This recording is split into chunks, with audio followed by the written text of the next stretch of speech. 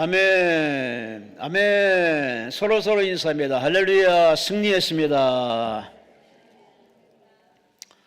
정말 승리했습니다. 참 날씨 참 좋습니다. 정말 좋습니다. 여러분 이렇게 날씨 좋은데도 불구하고 성전을 찾아오셨으니 하나님이 큰 복 주실 줄로 믿습니다. 복 받고 돌아가시길 주의 이름으로 축원합니다. 본문 말씀을 가지고 따라합시다. 주를 위하여. 주를 위하여. 아멘, 아멘. 그래요. 우리는 예수 믿고 살면서 주를 위해 살겠다고 그렇게 결심도 하고 금식도 하고 작정도 하지만 이상하죠? 성전문을 나서고 기도구를 나서면 다 잊어버립니다. 또 자기 본능대로 살고 성격대로 삽니다. 그러다 보니 오늘이 어제고 올해가 작년이고 뭐 달라지는 게 없습니다. 달라지지 못하는 이 현실을 보면서도 그냥 자기 삶을 놔버리면 안 됩니다. 자연을 보세요. 다 꽃이 아주 만발합니다. 다 저마다 자기 본능대로 색을 내고 잎을 내어서 사람을 즐겁게 하고 벌을 불러들여서 꽃을 피우고 온 세상에 꽃을 퍼뜨립니다.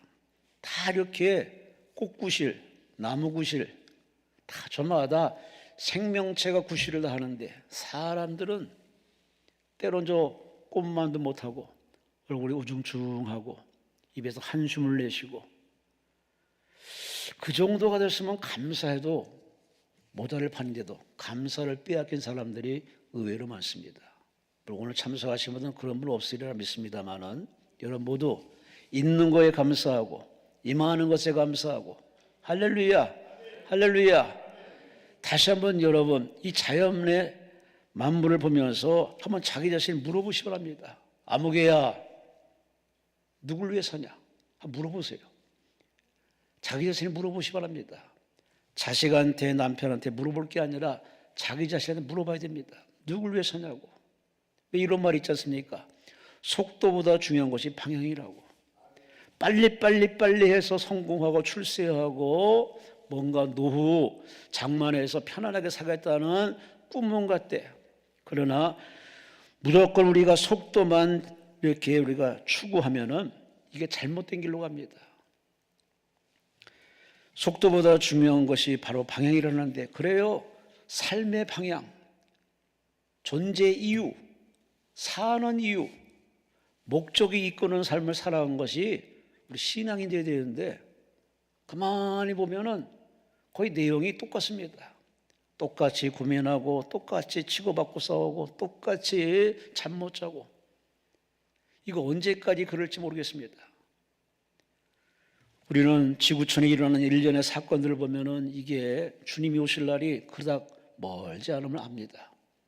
그게 피부로 와닿는데도 불구하고 이런 절박함과 긴장의 끈을 놓지 말아야 되는데 너무 무덤덤한 것 같습니다. 마치 우리나라가 6.25 전쟁 이후로 지금 많은 세월을 휴전으로 계속 38선이 그어진 상태에서 팽팽하게 있습니다.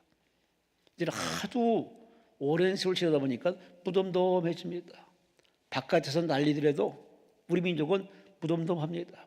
미사일을 쏴도 뭐라고 해도 쐈네?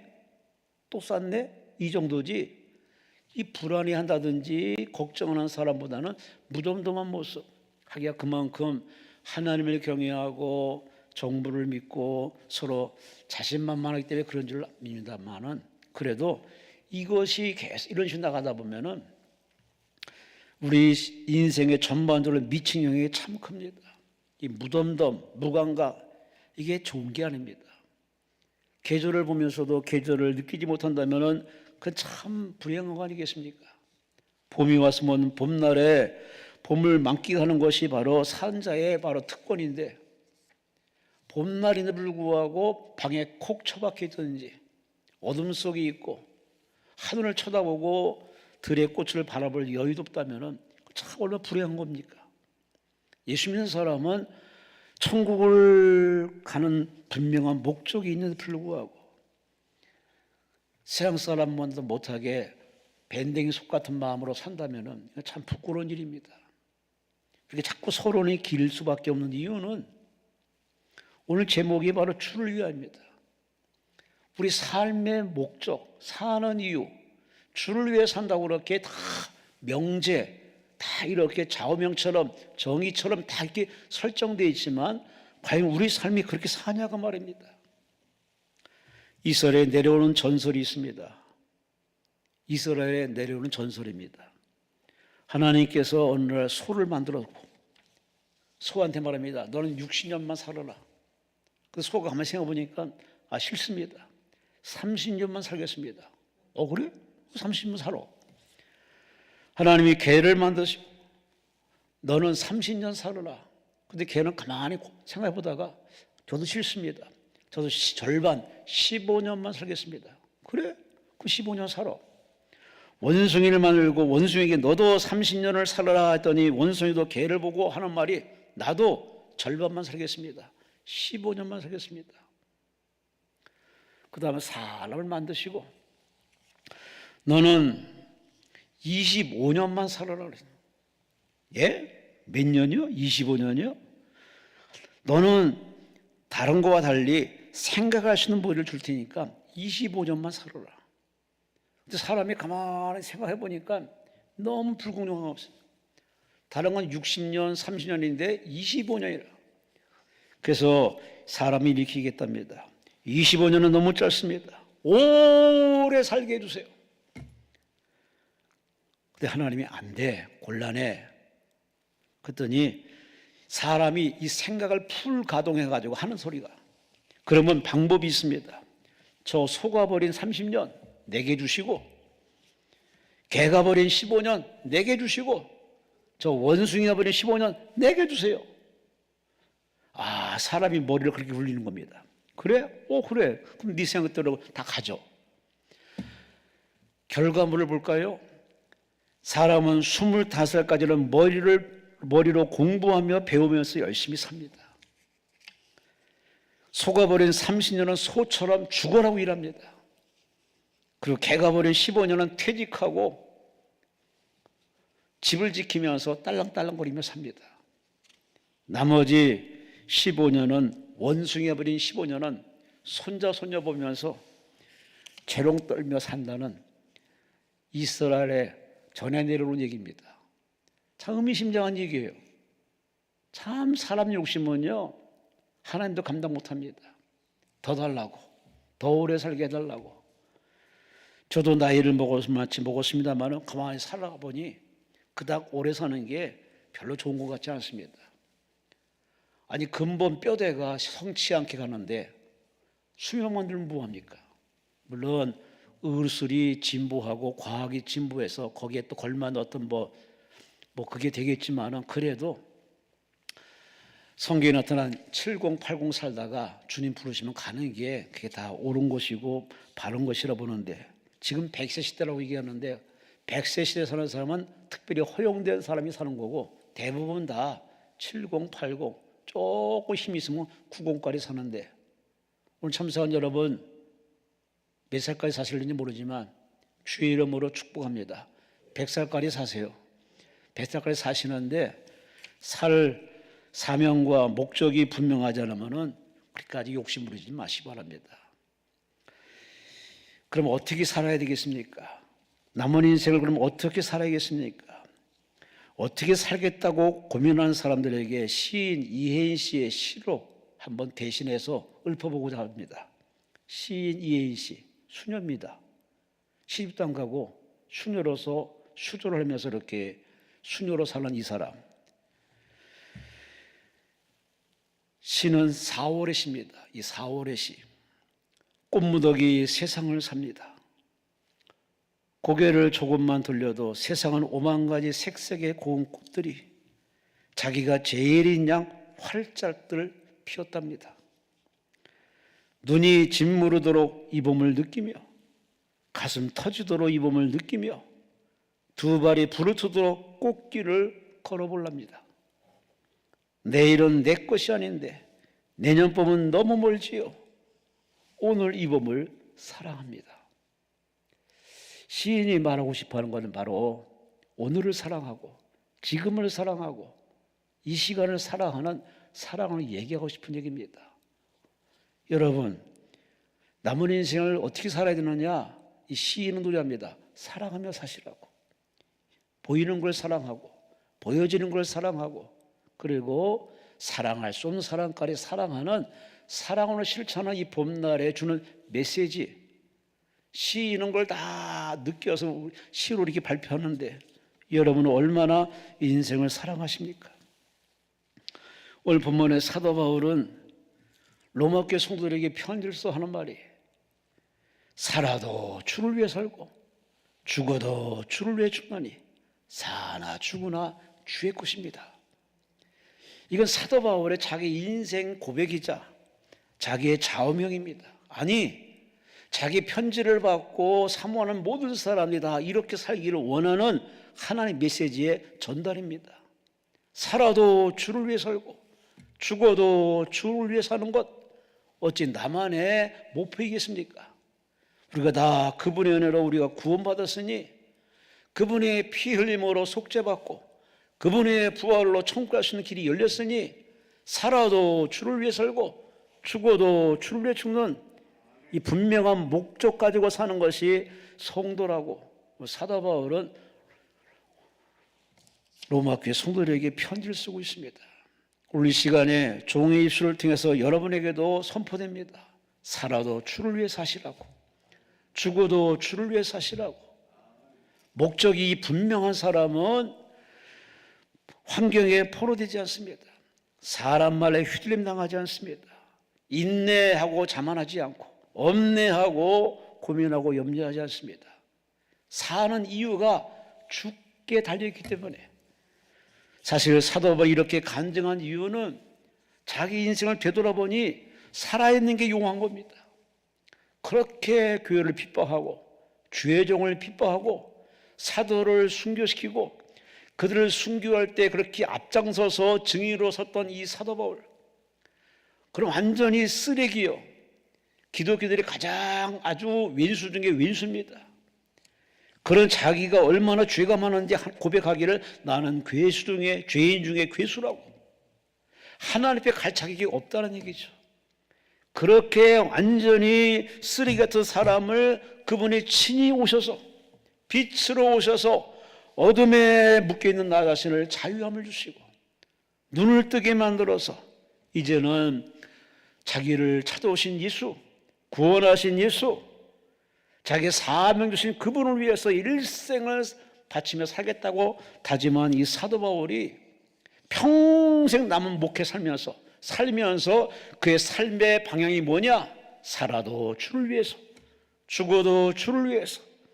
이렇게 목적이 분명하니 그는 매를 맞아도 절대 원망하지 않습니다. 옥에 쳐넣어도 불평하지 않습니다. 왕따를 당해도 그들을 향해서 이렇게 힘을 과시하지 않습니다. 오히려 그들을 위해서 중보기도 합니다. 아버지, 저들이 몰라서 그러한다는 예수님의 가르침 그대로 본받아서 그들을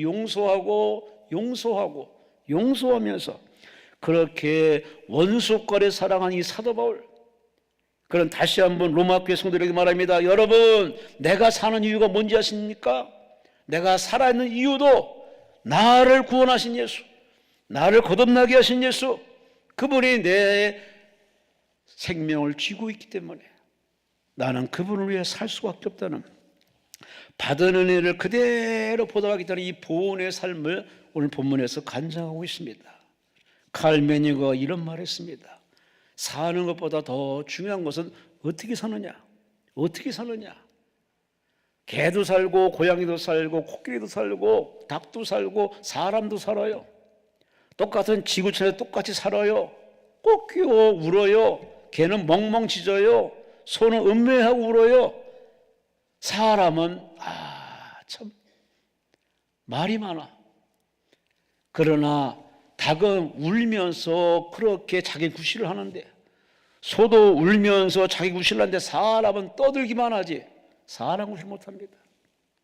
참 이 땅을 참으로 하나님 만든 질서를 어지럽히고 혼탁하게 만드는 것은 짐승이 아닙니다. 사람입니다. 다스려라, 지배하라, 정복하라, 특명받고 사람들에게는 권세를 줬는데 그 권세 가지고 자랑질만 합니다. 갑질만 합니다. 을질만 합니다.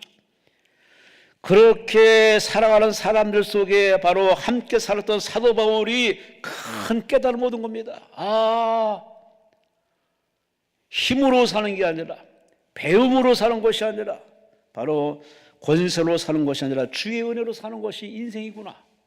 이걸 깨닫자마자 그는 모든 가지고 있는 모든 생명줄을 다 포기했습니다. 학력도 포기했습니다. 권세도 포기했습니다. 젊음도 포기했습니다. 그는 오로지 사나 죽으나 이제는 주를 위해 살겠다는 이 소원 다짐을 이루어가는 주님과 동행하는 인생을 살았음을 오늘 본문에 고백하고 있습니다. 그래서 오늘 설교 제목은 따라합시다. 주를 위하여. 주를 위하여. 기도할 때 주를 위해 기도해 보세요. 예배할 때 주를 위해서 예배 드려 보세요. 여러분의 삶의 방향과 목적을 주를 위해서 목적을 딱 세워놓고 거기에 올인해 보세요. 어찌 하나님께서 하나님을 영화롭게 하는 그 사람들의 행위를 모른 척 하겠습니까? 김대성 목사가 지난번에 설교하기를 이렇게 말합니다. 내가 주님을 기쁘게 해드렸더니 주님이 나의 인생을 기쁘게, 내가 주님께 효도했더니 주님께서 내 삶을 다 책임지는 것이 자기 목회 좌우명이라고 얘기합니다. 나 자신을 위해서 목회하지 않고 주를 위해서 이렇게 애쓰고 수고했더니 하나님이 나의 모든 목회와 가정생활을 다 책임지더라는 멋있는 말을 하고 왔습니다. 그게 바로 목회를 바르게 하는 사람의 참 아름다운 모습입니다. 나 자기에게 포커스를 맞출 것이 아니라 나를 파송하신 분, 나를 존재케 하시는 분, 생명이신 그분을 위해 바로 하나님께 우리가 포커스를 맞춰서 그분을 유쾌케 하고 그분께 효도하고 그분을 위해 살아가면 하나님께서 우리 인생에게 뭔들 안 주겠습니까? 십자가에 예수까지 줬는데, 우리에게 모든 걸 주었는데 뭔들 안 주겠습니까? 기도를 바꾸세요. 삶의 내용을 바꾸세요. 다시 한번 오늘 본문 말씀을 가지고서 우리는 주를 위해 살겠다고 다짐하는 결단의 시간 되시기를 주의 이름으로 축원합니다. 내 삶에 자꾸 뭔가 발전이 없는 이유, 자꾸 집안에 우환이 있는 이유, 뭔가 뜻대로 할 때는 다 이유가 있지 않겠습니까? 그 길로 가면 망한다, 그 길로 가면 안 된다, 하나님이 아셔서 철벽 같은 방어로 그 길을 막습니다. 자꾸 우리로 하여금 바른 길, 정도를 거두러 하나님이 간섭합니다. 그게 고난이고, 그게 아픔이고, 그게 잠 못 자는 거고, 그게 각종 기도 제목입니다. 이게 다 하나님이 여러분을 사랑하는 사랑의 터치인데, 이 미련한 인생이 걸 깨닫지 못합니다. 무덤덤해가지고 왜 내 인생에 이렇게 펴지지 않지 원망만 하고 있습니다. 오늘 사도바울은 우리들에게 강력히 우리에게 추천합니다. 주를 위해 사시오, 주를 위해 목회하시오, 주를 위해 사업하시오, 주를 위해 공부하시오, 주를 위해서 수고하시오. 그러면 주님이 책임지십니다. 할렐루야, 할렐루야.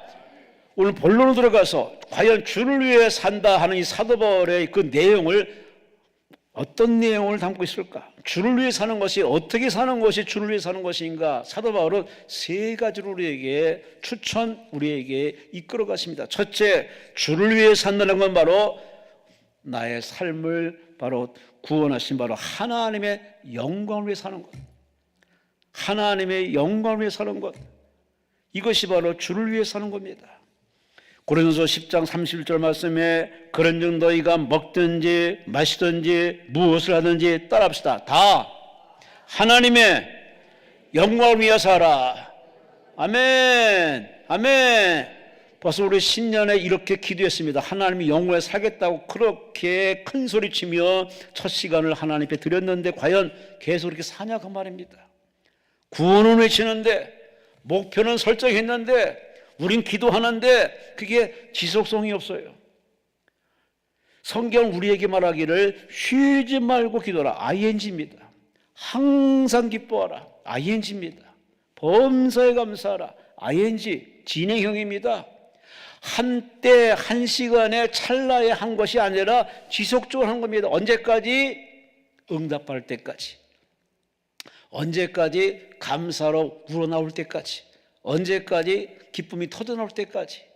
그래요, 우리는 하나님께 영원히 살겠다고 다짐하고 큰 소리 쳤지만은 과연 그것이 올 한 해 내내 남은 인생 하나님의 영원히 살겠다는 그것이 구호로 끝나지 않고 아주 몸에 배어서 먹는 것도 하나님의 영광을 위해서, 마시는 것도 하나님의 영광을 위해서, 옷 입는 것도 하나님의 영광을 위해서, 일하는 것도 하나님의 영광을 사는 여러분의 목적이 분명한 사람은 하나님이 책임져 주십니다. 그게 성경 얘기입니다. 성경 읽어보세요. 주의 영광에 산 사람은 하나님이 그대로 놔둔 적이 없어요. 간섭하십니다. 도와주십니다. 건져주십니다. 피하게 하십니다. 높여주십니다. 승승장구해 주십니다. 왜 성경 읽으면서 이 하나님의 영을 산 사람들의 그 아름다운 모습은 배우지 않는지 모르겠습니다.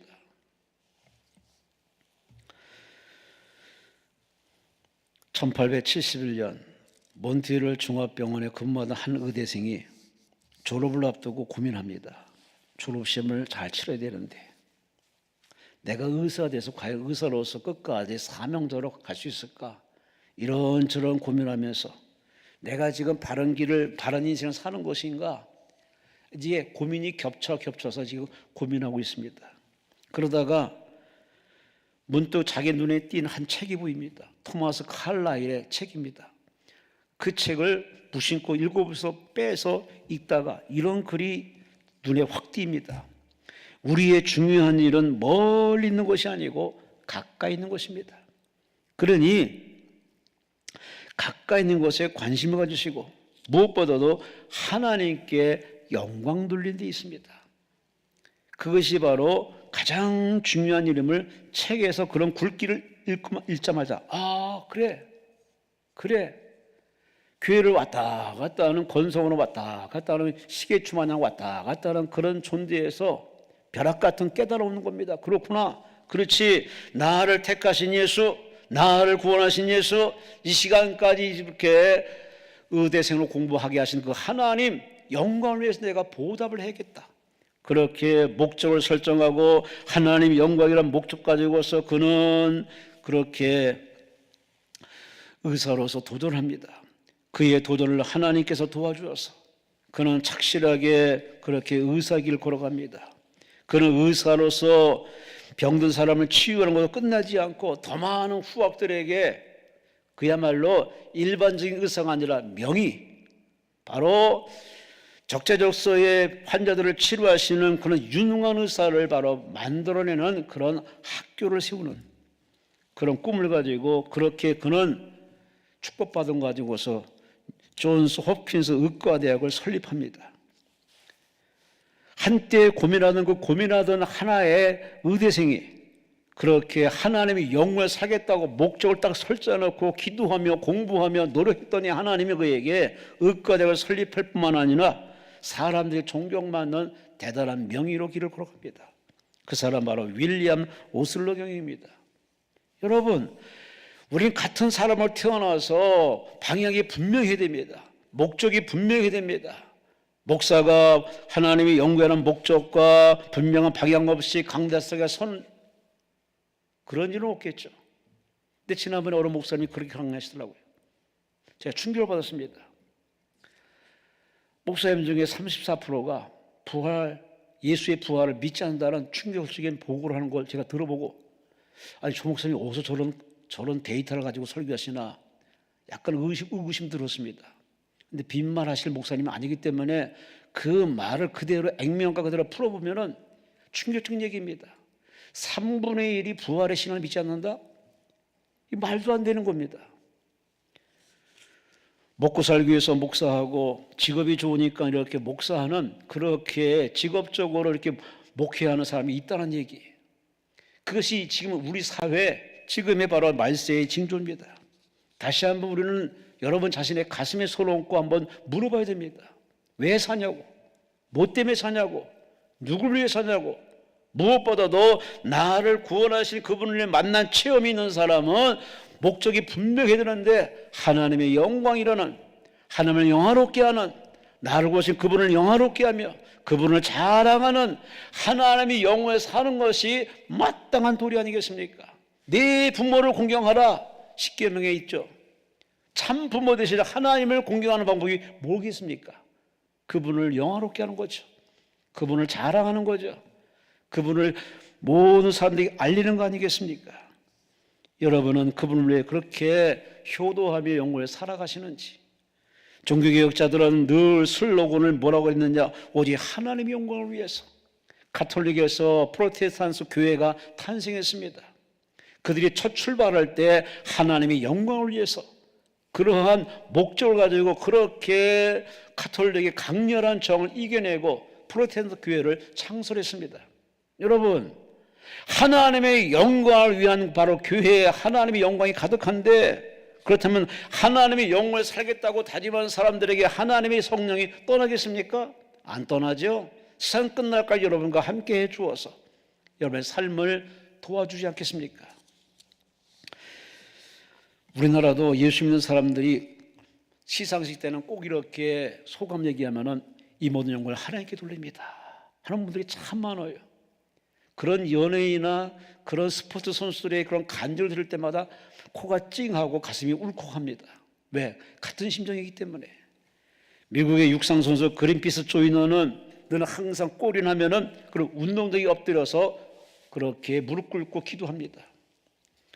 그래서 88 올림픽 때도 왔던 이 사람에게 기자가 묻습니다. 도대체 당신은 달릴 때 무슨 생각하며 달리시냐고. 왜? 항상 끝나면 무릎 꿇고 기도하니까. 무슨 생각으로 그걸 달리시냐고. 그랬더니 이분이 하는 말이, 저는요 하나님께 영광 돌리기 위해서 달릴 뿐입니다. 그분의 영광만 생각합니다. 금메달, 명성 다 별거 아닙니다. 아침 한개가 똑같은 겁니다. 나는 오로지 하나님의 영광만 생각하고 달립니다. 하나님의 영광을 생각하고 달리는 사람을 어떻게 하나님이 도와주지 않겠습니까? 그러니 오늘 우리 삶을 이제 벌써 4월달인데 벌써 반년의 세월이 이제 2개월밖에 안 남았습니다. 세월이 날아갑니다. 시간이 빠르게 지나갑니다. 또 작심삼일 안 되시려면은 이제 남은 인생을 어떻게 살 것이냐? 하나님의 영광이라는 거룩한 목적이 흔들리지 말아야 됩니다. 뺏기지 말아야 됩니다. 하나님의 영광을 살겠다는 목적을 가지고 기도하며 공부하며 일하며 주부생활하며 자식 키우며 살아가는 그 모든 애씀과 노력은 헛되지 않습니다. 왜? 하나님의 영광을 드러나겠다고 그렇게 애썼는데 어찌 하나님이 그 땀을 헛되게 이렇게 열매 없이 주시겠습니까? 오늘 어떤 문제로 기도를 오시는지 모르지만 여러분의 기도를 바꾸시기 바랍니다. 아니, 인생을 바꾸시기 바랍니다. 삶의 내용을 바꾸시기 바랍니다. 하나님의 영광이라는 거 다 아는 얘기지만 다시 한번 자신에게 가슴에 손을 얹고 물어보세요. 하나님의 영광 왜 사냐고. 하나님의 영광이 때로 우리에게 고난의 길을 걷게 할 때가 있습니다. 고난 뒤에 영광이란 말처럼 고난의 길을 걷게 할 때가 있습니다. 그런데 대부분은 이 고난의 길을 거부합니다. 그냥 꽃길 속에서 영광 들으려고 합니다. 성경 어딜 봐도 꽃길 속에 영광은 없습니다. 고난 중에 영광이고 십자가 뒤에 영광이고. 그러니 우리는 하나님이 나를 어느 길로 인도하든 어느 사람을 만나게 하든 우리는 내 생각으로 이렇게 대응하지 마시고 이분을 만나가신 하나님, 이 문제를 겪게 하신 하나님, 이 과정으로 하나님께 영광 누리겠다는 목적 가지고 사랑하며 용서하며 기도하며 소망으로 인내하며 끝까지 여러분이 수고했다면 흘리면은 반드시 하나님이 말씀합니다. 심은 대로 거두리라. 행한 대로 갚으리라. 믿음대로 되리라. 할렐루야. 여러분이 그런 간증 되시기를 주의 이름으로 축원합니다. 주를 위하여 첫째, 하나님의 영광에 사는 것이 주를 위하여. 두 번째, 주를 위하여 사는 것은 어떻게 사는 것일까요? 바로 하나님의 뜻을 쫓는 겁니다. 내 뜻이 아니라 하나님의 뜻, 내 생각이 아니라 하나님의 생각, 내가 가고 싶은 길이 아니라 주님이 원하는 길, 이게 바로 주를 위해 사는 사람의 본 모습입니다. 여러분은 여러분 생각 가지고 오셨겠죠. 여러분 생각을 다 버무려 가지고 하나님께 기도하겠죠. 여러분의 생각을 총집약해서 애써 수고하겠죠. 그러나 내 생각은 다 헛겁니다. 그 대표적인 예를 들어볼까요? 솔로몬 보세요. 하나님 영혼에 살 때는 하나님이 높여줬습니다. 하나님의 뜻을 찾을 때는 하나님이 그에게 성전을 세우고 백성들이 박수치며 땅을 영토를 넓히면서 그야말로 내외 우환이 없었습니다. 그런데 하나님의 영광을 저버리고 그렇게 세상과 야합하면서 하나님 뜻을 왜곡하고 자기 뜻대로 국정을 운영하자마자 하나님의 성령이 떠나갑니다. 그의 말년은 참 비참했습니다. 그래서 그런 인생 녹두리 하기를, 인생은 다 헛되고 전도서에 그렇게 늘어지게 헛된 소리 하고 있습니다. 공부해도 헛되고, 권력 가져도 헛되고, 처첩을 건드려도 헛되고, 무역을 해도 헛되고, 땅을 넓혀 다 헛되도다. 그 말이 무슨 말이겠습니까? 하나님과 나 사이가 단절되니 다 무용지물이라는 겁니다. 우리는 주를 위해 산다는 것이 그냥 구호가 아닙니다. 주장이 아닙니다.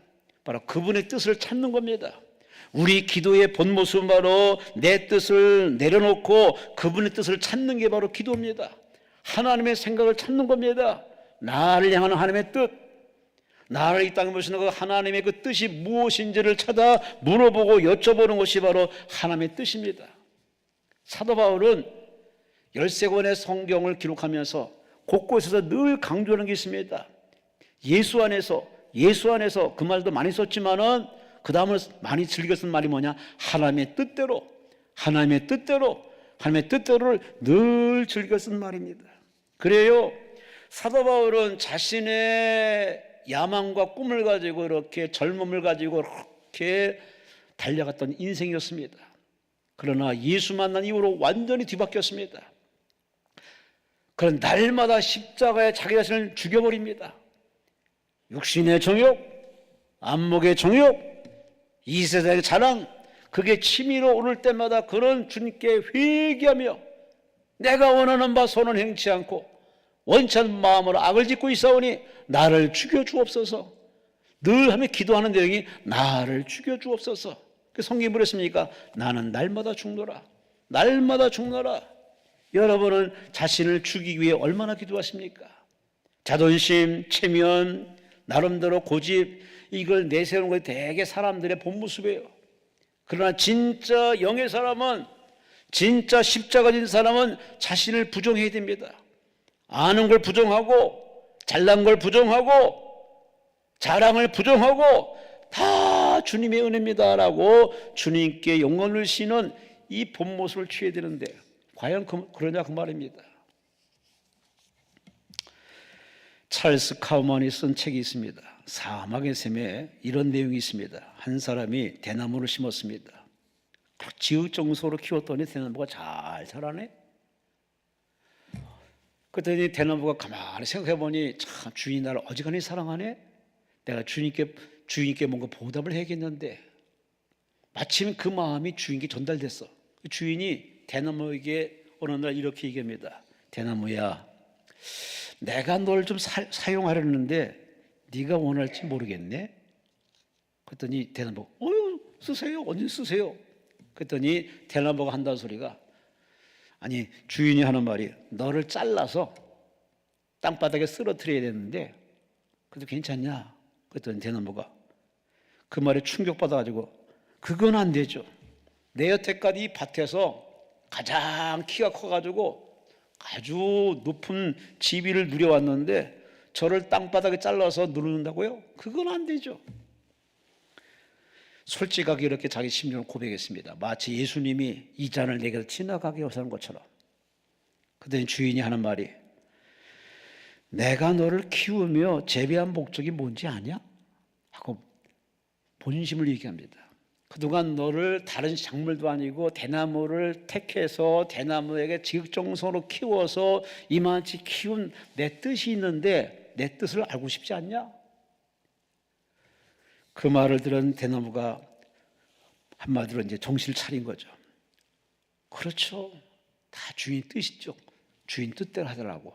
그렇게 주인 앞에 자기를 내어 맡기는 그런 아름다운 글이 그 안에 적혀 있습니다. 여러분, 우리가 이 땅에 태어날 때 그냥 태어났다고 생각하지 마세요. 그런 발상, 그런 생각부터 자기 인생을 비하시키는 겁니다. 자기 인생에 대한 애정심이 떨어지는 겁니다. 그런 애정심 가지고서 이웃을 얼마나 사랑하겠습니까? 사랑 못하죠. 하나님이 우리를 이 땅에 보낼 때는 다 뜻이 있어 보내는 겁니다. 부모를 통해서 이 땅에 태어나겠는데, 그날 그 시에 태어나겠는데 하필 왜 그날 그 시냐 그 말이에요. 거기다 뜻이 있는 겁니다. 그때 그 시간에 필요한 하나님의 섭리를 위해서, 하나님의 위대한 나라를 위해서 나를 이 시간에 태어나고 이 일을 위해서 나를 태어나겠는데, 하나님 나를 태어나서 그 뜻은 생각하지 않고 왜 나를 이렇게 태어나게 하셨냐고 생뚱맞게 얘기하면은 부모님이 얼마나 속상하겠습니까? 나를 파송한 하나님이 얼마나 섭섭하겠습니까? 다 저마다 존재하는 이유가 있습니다. 우리나라 대한민국의 이 어지러운 때, 이 참 빡빡한 때 우리 이 땅에 태어나 이만치 살게 하실 때는 하나님 분명한 이유가 있습니다. 이유가 바로 뜻입니다. 그 뜻이 뭔지를 모르는 인생들이 모르면 가만히 있어서 하나님께 물어봐야 정상이지. 나의 사명이 뭡니까? 나의 할 일이 뭡니까? 내가 하고 싶은 일이 있는데 그러나 주님 원하시는 게 뭡니까? 라고 물어보는 것이, 그게 창조된 사람의 당연한 목 아니겠습니까? 여러분, 그런 기도를 얼마나 하고 있습니까? 이 문제 해결해 달라고, 이 사건 해결해 달라고 하나님께 해결 말고는 하나님 해결사로 내몰지, 하나님이 이 문제를 만나게 하신 이유를 우리가 물어보고 여쭤보는 그런 철든 기도하는 사람이 그닥 많지 않습니다. 그래서 하나님이 금방금방 응답 안 주십니다. 1주간, 2주간, 한 달, 1년 이렇게 우리 기도를 계속 시키는 이유는 우리 기도에 거품이 많이 섞여 있기 때문에, 그 거품을 빼는 작업이 한 달, 2달, 일주일, 어떤 사람 또 하루 빠르게 오는 사람도 있지만 대부분 다 과정이 있습니다. 그런 여러분의 기도가 응답되지 못하는 현실에 내 안에 혹시 고백하지 못하는 것, 하나님의 뜻을 찾아 구하는 우리 기도를 이탈한 혹시 나의 잘못된 욕심이 꽉 들어간 기도는 있지 않는가? 자기 기도를 한번 하나님의 저울에 달아보세요. 입으로 하는 것만이 기도가 아닙니다. 진정한 기도는 나의 마음을 하나님의 저울에 달아드려야 됩니다. 마음을 다해서 기도해야 되는데, 여러분 과연 그런 기도를 얼마나 하십니까?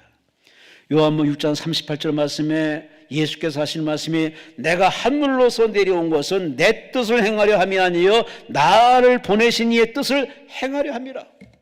할렐루야, 할렐루야.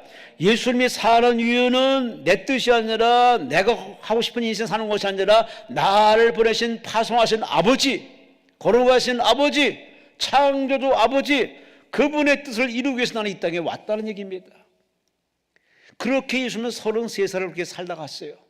십자가 지시는 그 모든 과정도 예수님께서는 자신의 뜻을 관철시키기 위해서 한 번 기도하고, 2번 기도하고, 3번을 기도했지만 하나님 뜻이 분명한 사실을 알고 자기 뜻을 접고 예수님께서 뭐라고 하겠습니까? 아버지 원대로 되게 하옵소서, 아버지 뜻대로 되게 하옵소서. 아버지의 뜻을 찾아 기도하는 예수님의 마무리 기도. 왜 우리는 기도하면서는 예수님의 모습을 담지 않는지 모르겠습니다. 처음엔 내 기도하세요. 내 욕심이 꽉 들어찬 기도를 해보세요.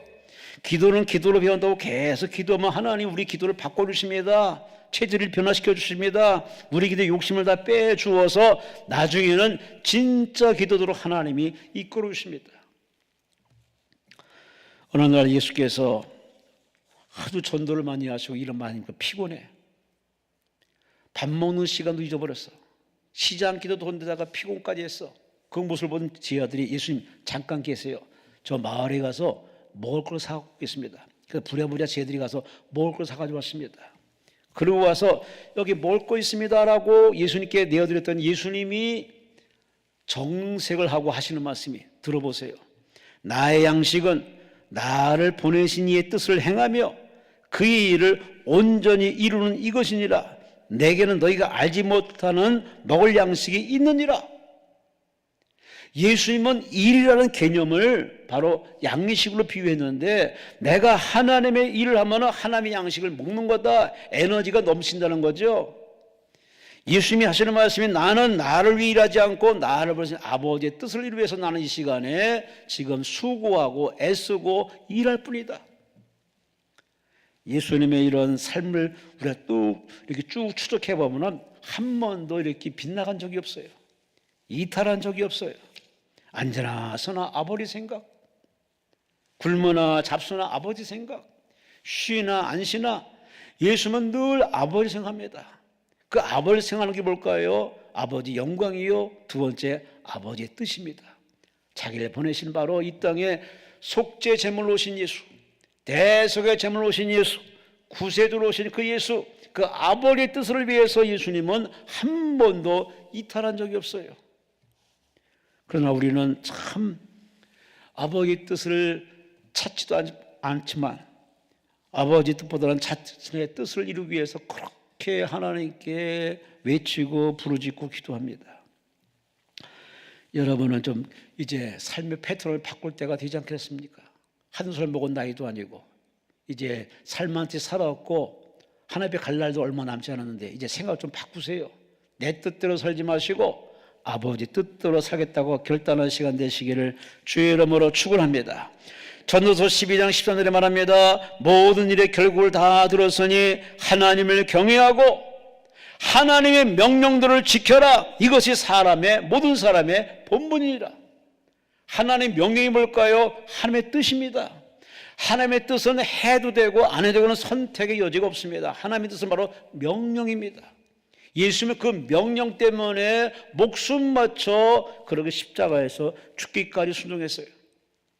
하나님의 뜻을 우리가 알고 깨달을 뿐만 아니라 그대로 실행에 옮겨야 되는데 마태복음 7장 21절 말씀에 나더러 주여 주여 하는 자마다 다 천국에 들어갈 것이 아니라 내 하늘에 계신 내 아버지 뜻대로 행하는 자가 들어간다. 무서운 얘기입니다. 나더러 주여 주여 하는 자마다 천국 들어간 것이 아니에요. 가끔 이렇게 기도원이 이렇게 기도를 앞을 쭉 순찰 돌다 보면은 주여 주여 주여 외치는 소리 참 낭낭하고 좋습니다. 어느 때 들리는 느낌이 있습니다. 진실로 주여를 찾는 건지 건성으로 주를 찾는지, 믿고 주여를 찾는 건지 아니면 그냥 남들이 하는 소리를 따라서 그냥 흉내내는지 그게 느껴져요. 어디 가다가 발걸음 멈추고 하나님 기도를 바꾸시게 없어서 하나님 이 사람 기도 응답해달라고 이렇게 그때그때 그렇게 머물고 중보기도를 그렇게 하는 사람들을 옆에서 기도할 때도 있습니다. 여러분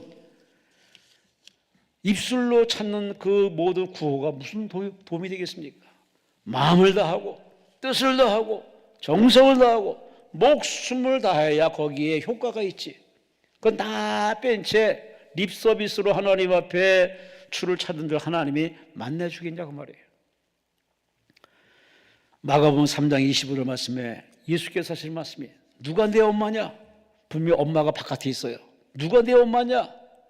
예수님이 하시는 말씀이 누구든지 하나님의 뜻대로 행하는 바로 그 사람이 내 형제요, 내 자매요, 내 엄마다. 내 어머니 마리아도 하나님 뜻대로 행하지 않으면 내 엄마가 아니라고. 그러니 어머니 마리아를 향해서 그렇게까지 단호하게 얘기했는데 하물며 우리에게도 예외가 없는 겁니다. 목사라고 장로, 권사, 집사라고 그냥 천국 들어가는 게 아닙니다. 아버지 뜻대로 행하는 사람, 하나님 뜻대로 사는 사람, 하나님 뜻대로 사는 게 참 정말 어려워요. 머리로는 그냥 싫은데 마음으로는 그렇게 살라 합니다. 이게 충돌이 됩니다. 이 충돌 속에서 육의 사람은 다 머리로 갑니다. 그러나 영의 사람은 마음의 움직임을 따라서 희생하고 양보하고 용서하고 견디고 끝까지 견뎌냅니다. 여러분은 영의 사람입니까? 육의 사람입니까? 영의 사람은 내 뜻을 내려놓습니다. 사업을 하든 결혼을 하든 뭘 하든 간에 자신의 뜻을 내려놓습니다. 아버지 뜻대로 하옵소서. 아버지 뜻을 찾는 거죠. 여러분의 인생 주를 위해 살겠다는 구호를 가지고 외치지만 하나님의 영광을 살아가는 것도 주를 위해 사는 거고, 그리고 아버지 뜻을 찾아서 그 뜻에 올인하는 것, 그것이 바로 주를 위해 사는 진짜 삶인 줄 아시고 아버지 뜻대로 사시기를 주의 이름으로 축원합니다. 주의 이름으로 축원합니다. 마지막으로 오늘 본문을 통해서 주를 위해 사는 것이 어떻게 사는 것이 주를 위해 사는 것일까요? 하나님 영광에 사는 것도 알아요. 주의 뜻도 들어서 알아요. 근데 마지막 가장 중요한 게 뭐냐?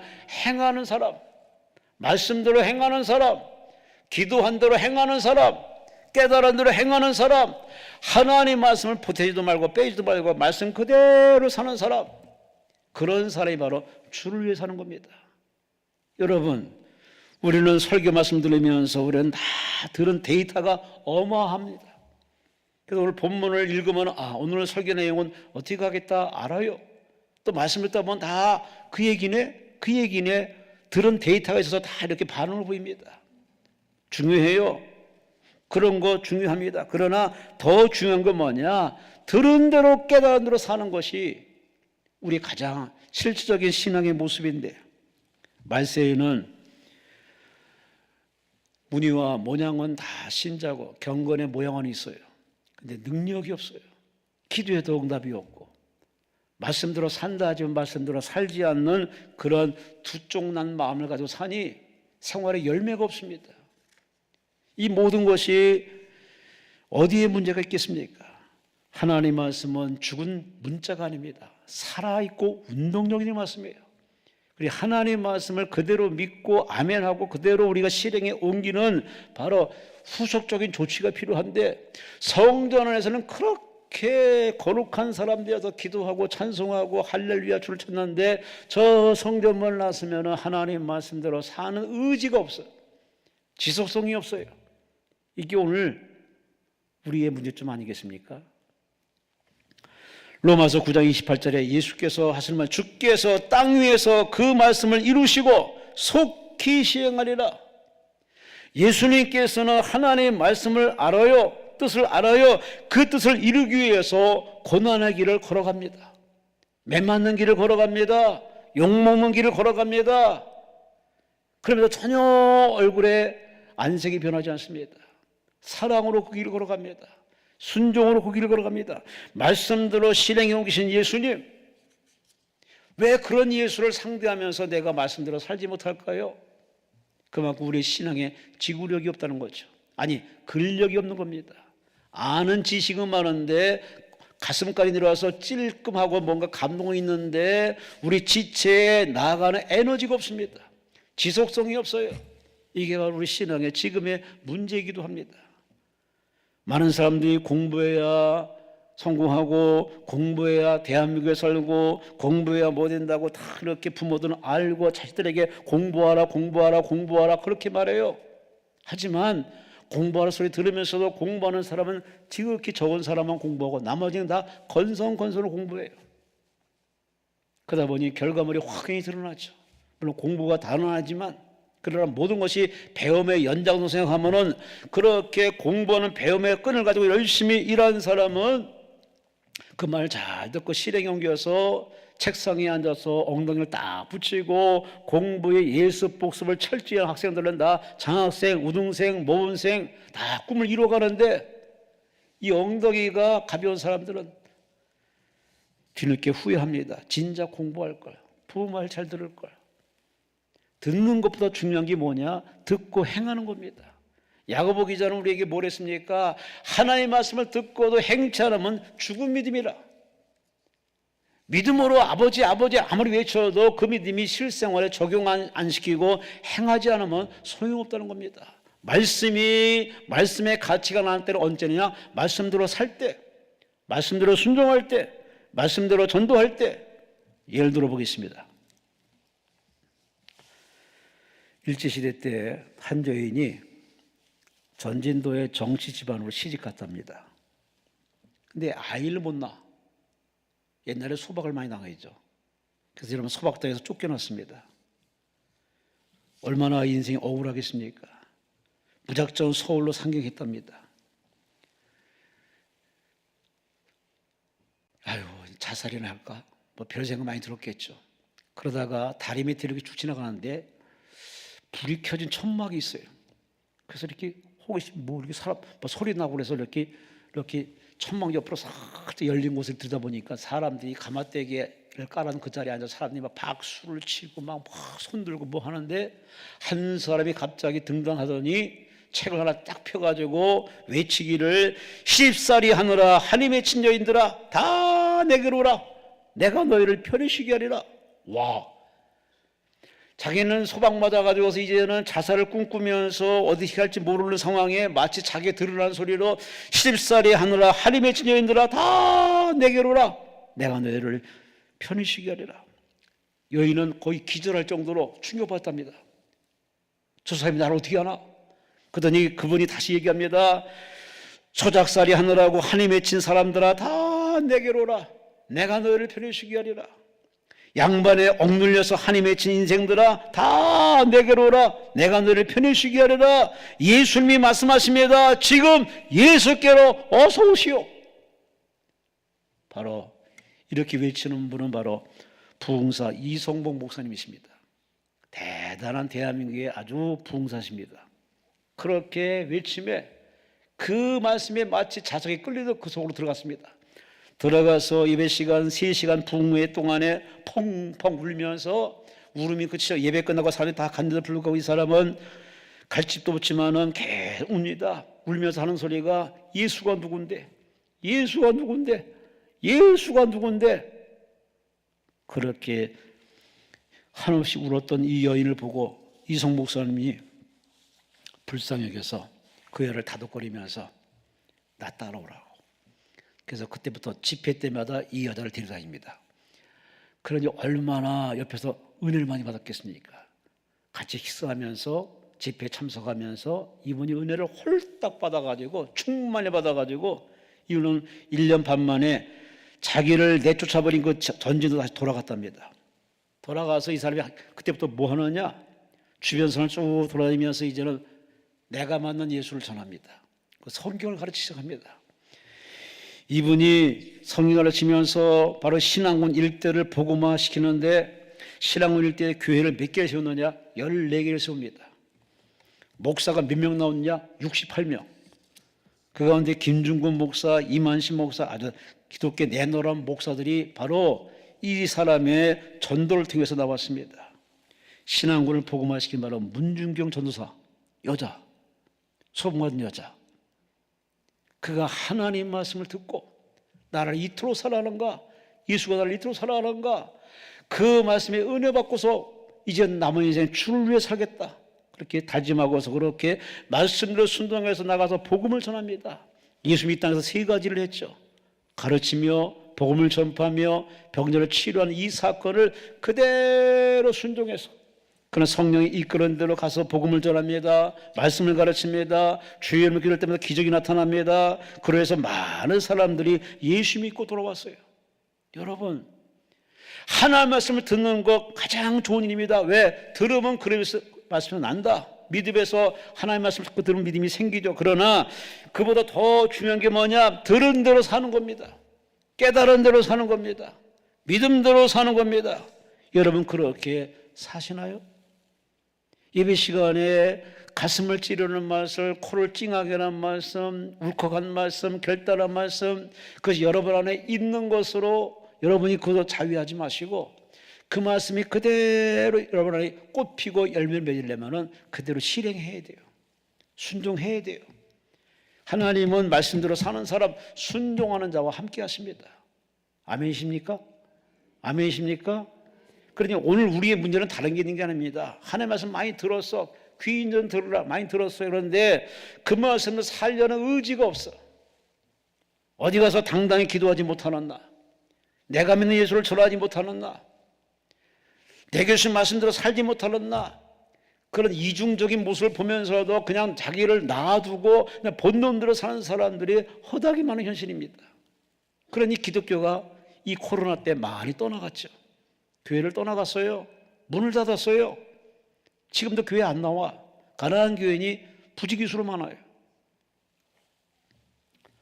마태복음 4장 4절에 뭐라고 말씀합니까? 사람이 떡으로만 살 것이 아니요 하나님의 입으로 나오는 모든 말씀으로 살리라. 할렐루야. 밥심으로 사는 게 아닙니다. 말씀대로 사는 겁니다. 말씀대로 사세요. 말씀대로 사세요. 말씀대로 순종하세요. 말씀대로 순종하세요. 말씀대로 살아야 하나님이 기꺼이 도와주십니다. 이스라엘 백성들에게 여리고성을 돌라. 하루에 한 바퀴 돌으라. 그들은 순종해서 돌립니다. 그들 돌립니다.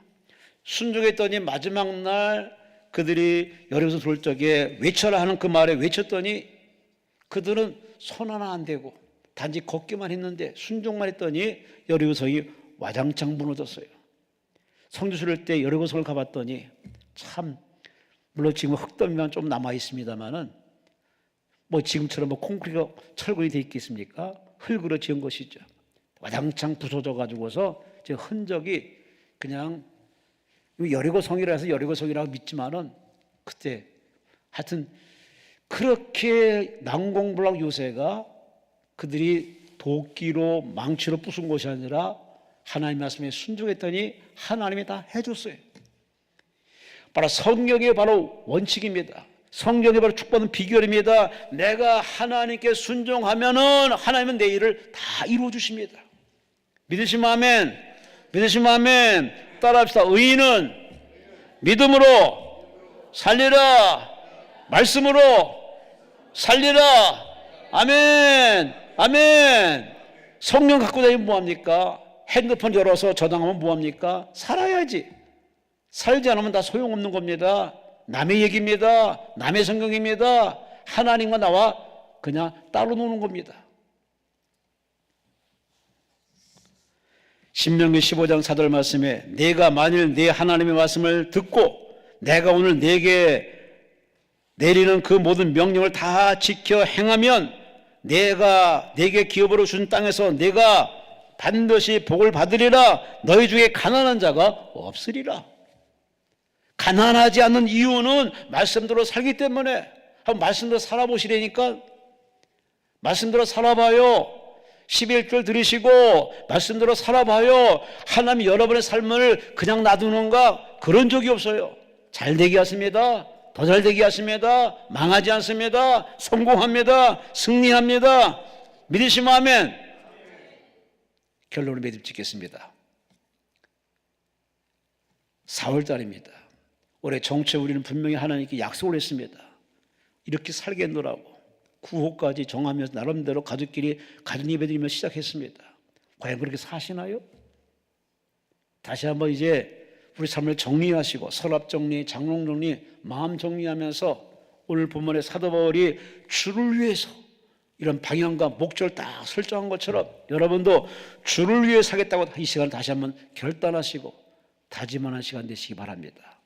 주를 위해 산다는 건 하나님의 영광을 위해서 하나님의 뜻을 이루어드리고 그 말씀으로 순종하는 것, 이게 바로 주를 위해 사는 이 사도 바울의 아름다운 삶의 이야기. 여러분이 다 접수하시고 아멘을 받아서 제발 오늘 이 시간 이후로는 가난하지 마시고 꿇어가지 마시고 손가락에 당하지 마시고 남에게 민폐되지 마시고 짐이 되지 마시고 여러분 모두가 다 믿음의 거부가 되어서 할렐루야 돕는 자요 베푸는 자요 나누는 자요 여러분이 가는 데마다 부활의 역사 부활의 능력 부활의 축복이 나타나시는 하나님이 일하시는 역사 간증이 나타나시기를 주의 이름으로 축원합니다. 주의 이름으로 축원합니다. 주의 이름으로 축원합니다. 주여 삼창하며 통성으로 기도합니다. 주여 주여 주여 하나님 아버지 고맙습니다. 감사합니다.